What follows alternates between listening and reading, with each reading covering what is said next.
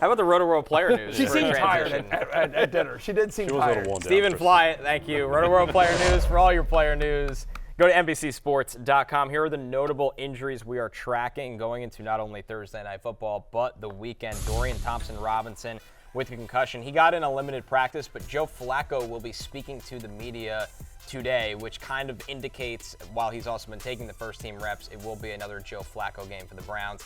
Derek Carr gets in a limited practice, which is a little surprising with the status of his concussions and the rib injury. Puka Nacua, he has that AC joint, but he is still practicing in a limited fashion, expected to play.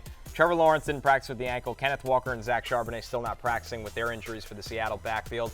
Mark Cooper did not practice with the rib injury. Isaiah Pacheco was a little bit of a surprise for us. He did not practice with the shoulder. That came up at the end of yesterday's show, and McKinnon has missed 2 weeks, so it could be the Clyde Edwards-Helaire show on Sunday. We'll track that throughout the week. Breece Hall dealing with an ankle. He had some DNPs last week as well with the lower body injury, so he's just nursing a couple things. We'll keep an eye on his status. Taysom Hill with foot and hand injuries did not practice as well.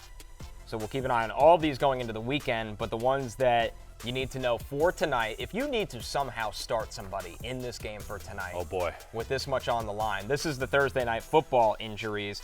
Kenny Pickett is obviously out of the game with the ankle injury. It'll be the Maserati Mitch show. Najee Harris is questionable with the knee. Rhamondre Stevenson with the ankle. He's out. Pop Douglas with a concussion. He's out. Juju dealing with an ankle. He's questionable. Devontae Parker with a knee questionable. Basically, if you are a pass catcher for the Patriots, Jay, it's not looking good for you in this game. What is the point total still sitting at 30? Yeah, it's still sitting at 30. I made the comparison the other day to watching Jets-Falcons. It was like watching Manchester by the Sea for a fourth time.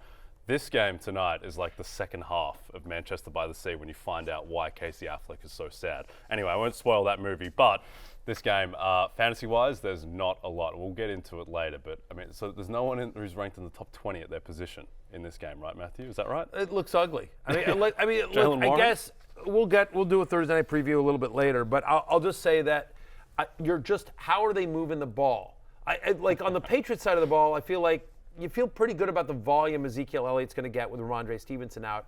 And I suppose if I was truly, truly desperate, Devontae Parker with DeMario Douglas out should get a decent amount of looks, but it's not a great matchup against Pittsburgh. And as we've talked about, like Devontae Parker needs 50-50 balls. He doesn't get open. He doesn't get separation.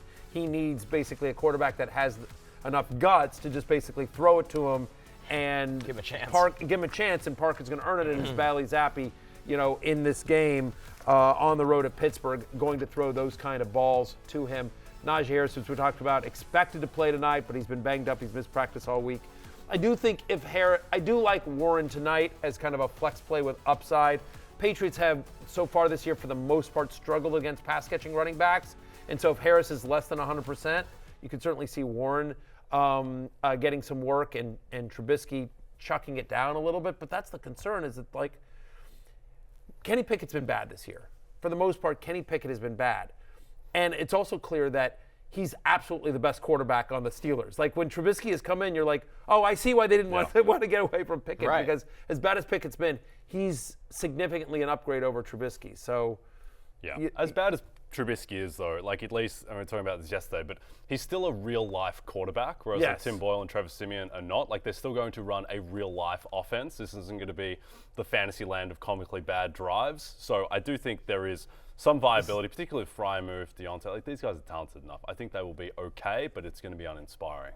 Yeah, the over/under is I think it's 30 like 30. flat. Yeah, it's 30. Yeah, There's it's no 30 weather. flat, There's right. no winds. There's no rain. It's unbelievable. Yeah. All other totals I remember being this low all had some weather element, or like Kendall Hinton playing quarterback. Right. I was just going to say. We're not too far from that in some way, honestly. I have a sneaky sususpicion the over hits. Well, I know. We'll get to that now. Preview. Yeah. Low bar to Texas clear. game. We'll see. I just a pick six or something like that, a fumble like this. It's going to be a comic. It's I don't think it goes to 40 or anything like that, but I mean 30 is such a low number. It is low. You can get to that by accident. Yeah, that's what I sort of think. I don't know. Hey, it's Matthew Berry from NBCSports.com and RotorWorld.com, and I want to thank you so much for watching whatever it is you just watched, or if nothing else, being too lazy to click out of the autoplay after this video started, after whatever it is you actually wanted to watch finished. But now that you're here, I'd like to take a moment here to ask you respectfully now, okay? I'm asking you respectfully to subscribe to the NFL on NBC YouTube channel. You'll get the latest RoWorld fantasy news headlines, all sorts of great shows, including my own Fantasy Football Happy Hour. So go subscribe now. Again, I'm asking respectfully.